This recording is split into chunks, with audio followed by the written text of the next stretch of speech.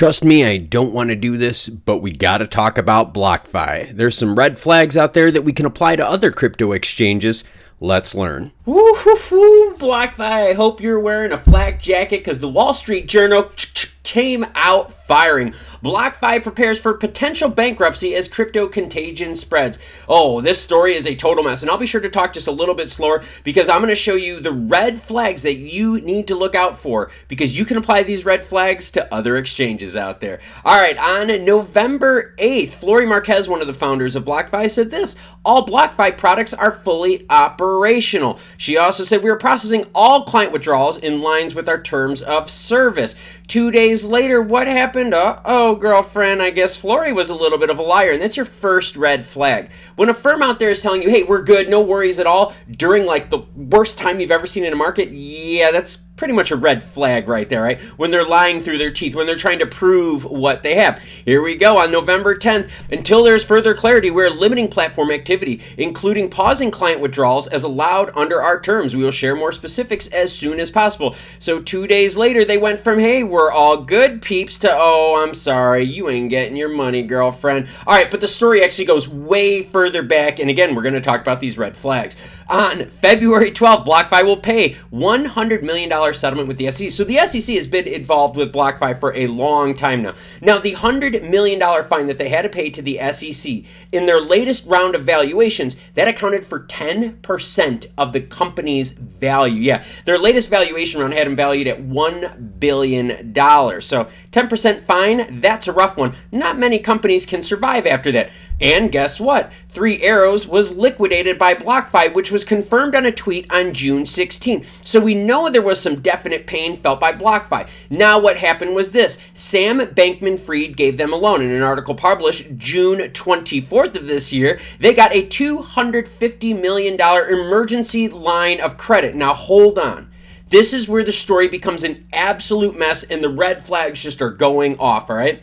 After the crypto crash appeared to wipe out the company's main competitor, Celsius, Blockfi was forced to lay off 20% of its staff and turn to Sam Bankman-Fried's FTX for an emergency $250 million line of credit. All right, so they had to lay off people, which is normal, okay? I mean, let's be honest here. Whenever, expenses and all that just go out of control, what do? You let go of staff. That's normal, okay? But it is a red flag.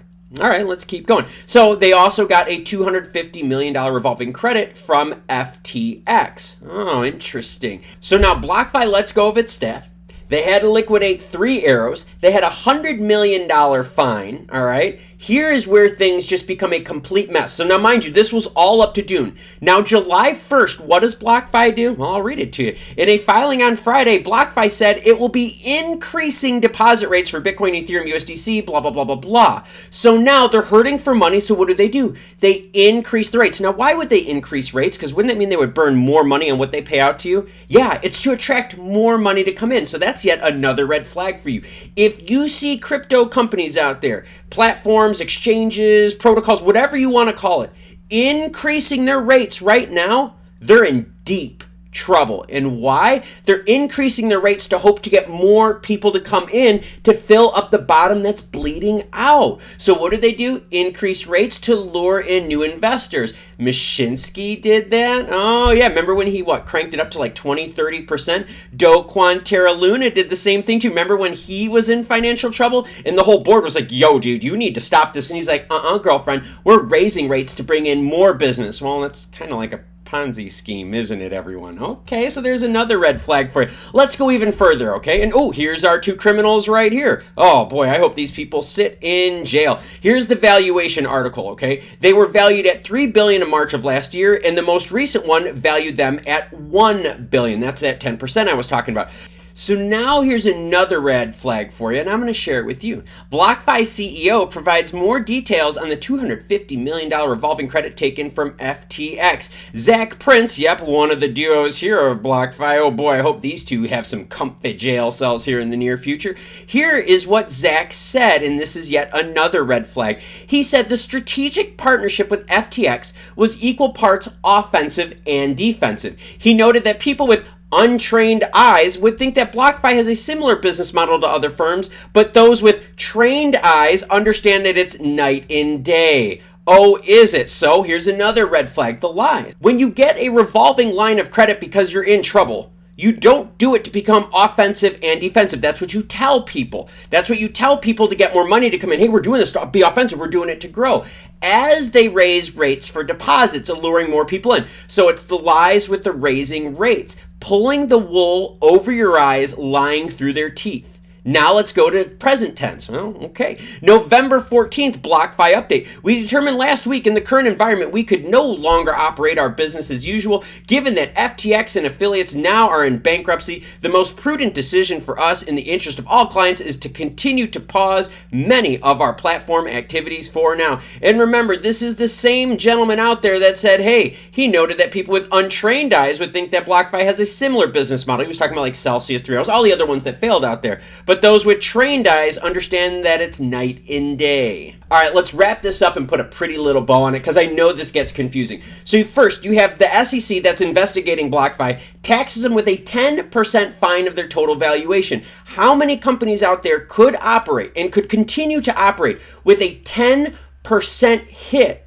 as a fine? Imagine if Ford Motor Company all of a sudden got fined 10% of its value. Could it make it? Girlfriend. Then what do we have? We've got the 3 Arrows, Celsius, Luna UST thing, all that, right? When all of that happened, yeah, they were in trouble. They had to liquidate their 3 Arrows capital action. Okay, we saw that. Now, on top of that, what happens? They're like, whoa, we're in deep trouble. They reached out to Sam Bankman-Fried and said, hey, $250 million line of credit. Okay, so we got criminals talking to criminals. Interesting, isn't it? Boy, these guys like to stay close and connected and pass money back and forth to each other. So now here's where their stuff gets really weird. Now that they've got the $250 million line of credit, what do?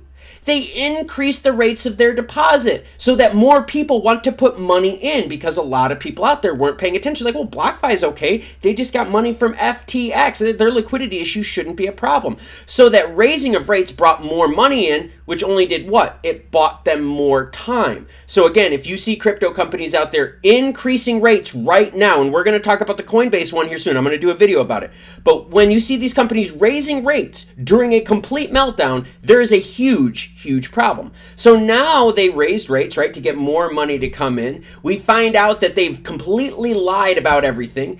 2 days before they stopped withdrawals, they're like, hey, things are fine, nothing to worry about. A complete mess from the get-go. All the red flags have been there. That's why you're seeing people pull money off of the exchanges, because they have been using your money delinquently. Criminally? Probably. Shady? Oh, most definitely. So now we have to start looking at all of the other players that Sam Bankman-Fried, all of the other crypto companies out there got loans from. So if there was definitely a liquidity crunch when Bitcoin was around 30,000 in June, I think we're going to have even more problem when it's almost half the value, and while the rest of the crypto market is like falling on its face. So you have a company, Blockfi, out there that is deceiving its investors.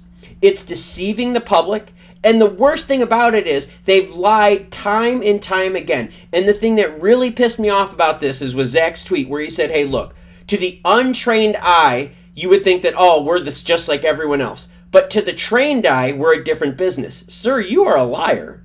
You are a liar. Because guess what the untrained and trained eye is seeing? You paused all your withdrawals. Thank you very much for watching this video. As more news breaks, I will be sure to share it with you. Check out this cool Ripple video right here, ODL action. Ripple keeps building even though there's a bear market. Again, thank you very much for watching and have a great rest of your day.